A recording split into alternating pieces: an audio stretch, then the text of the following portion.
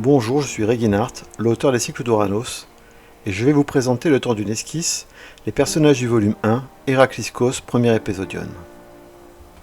Aujourd'hui, nouveau croquis d'une des principales protagonistes, Fix, une mystérieuse guerrière qui visiblement accompagne Oedipe depuis de nombreuses années.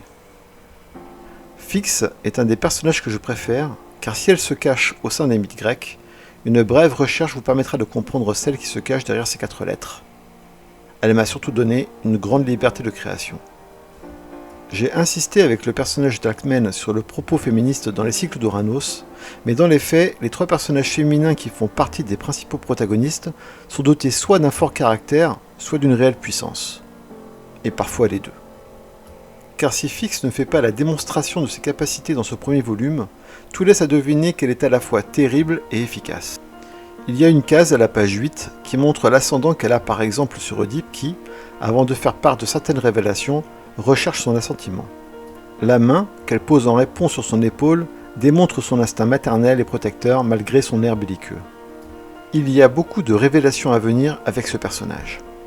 Qui est-elle vraiment? D'où vient-elle? Dans quelles circonstances fait-elle connaissance avec Oedipe? Dans le second volume d'Héracliskos, le lecteur la verra partir à la rencontre d'autres grandes figures de la mythologie, et comprendra aussi qu'elle possède certaines clés d'un passé oublié dont elle a fait partie.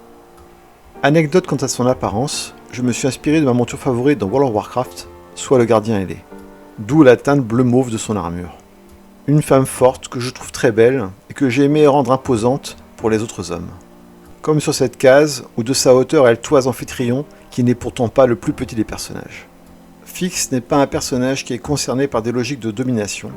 Elle est en parfait décalage avec les êtres humains qui poursuivent leurs existences tranquilles, tandis qu'elle se veut la gardienne d'un idéal qu'elle tente d'incarner complètement.